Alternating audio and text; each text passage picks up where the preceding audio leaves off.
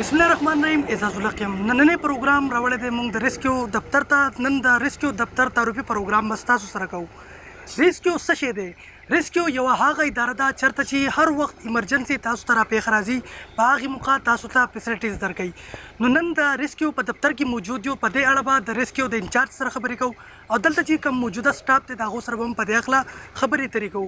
रेस्क्यू इदारा हागा इदारा दा चरता ची तासु ता कम वक्त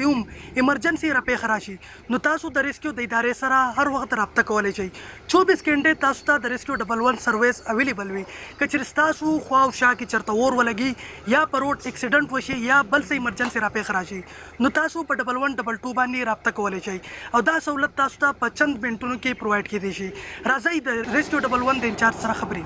बरिकोट टोटल چې څومره تحصیل له باغې کې چې دی نو مونږه هغه اویرنس کړی دی خبرې ریسکیو چې دی دلته کې تاسو څه کار کوي دلته کې ډېرو خلکو ته چونکې فتم نه و چې ریسکیو دلته کې څه کار کوي او یا ریسکیو دې څه شي څه اداره ده د هغې نه وروسته مونږ اویرنس هم د دې خبرې وکړو چې یو ریسکیو دلته کې چې دا یو ایمرجنسي اداره ده دا چې دلته کې دی نو تاسو سره په هر ټایم کې په هر ایمرجنسي کې چې دی د دې نه تاسو خدمات اخیستی شئ لکه څنګه چې مونږ دلته وګورو ایمرجنسي کې زموږ سره مختلف قسمه ایمرجنسیز دي لکه اوبو ته څوک پریوځي مونږ ډرونینګ وایو نو هغې دپاره مونږ ته ریسکیو 112 ته کال کولی شي دغه شانتې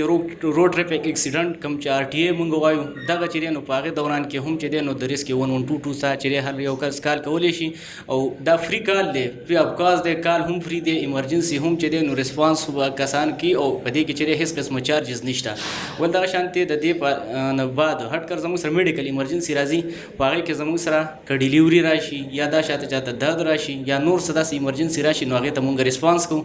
د دې نه علاوه زموږ سره ادر ایمرجنسي هم راتلی شي لکه مطلب داسې چې ځناور هغه کو قارغه دی ونه کې ونښلي نو هم مونږ ته خلک کال کولی شي هم په دقیقه 11:22 باندې کال کولی شي او په هغه دوران کې چې دی نو مونږ هغه ایمرجنسي طرف ته چې دی نو ریسپانس کوو او باقاعده چې کم شي دپاره مونږ ته کال وشي نو هغه کار چې دی هغه مونږ ریسکیو کړو زمونږ دلته کې دا کار دی چې کوم ایمرجنسیز چې ای کال راشي نو هغې کې مونږ بیا ځو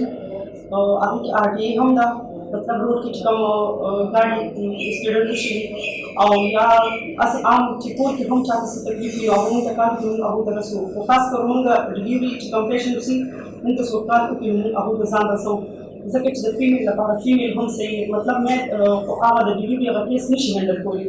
نو دې لپاره په ریسکیو کې مونږ فیمیل په دې وجه چې لکه مونږ ډیلیوري ورسره هم هینډل کوو عوام ته بچې وشي د ټول نه مخکې دا ده چې 1122 ته به کار کوي او 1122 ته بالکل فری کار کېږي بل زمونږ د ایمبولنس هېڅ چارجز نشته مونږ د دې څه پیمنټ د چا نه کوو او بل دا چې زمونږ ایمبولنس کې زمونږ ایمبولنس مثال داسې یو مینی هاسپټل دی هغې کې هر یو شیز موجود دی انجکشن شولې چې څه هم لکه کوم چې فرسټ ایډ دی مونږ په زمونږ ایمبولنس کې ورکول کېږي هر پیشنټ ته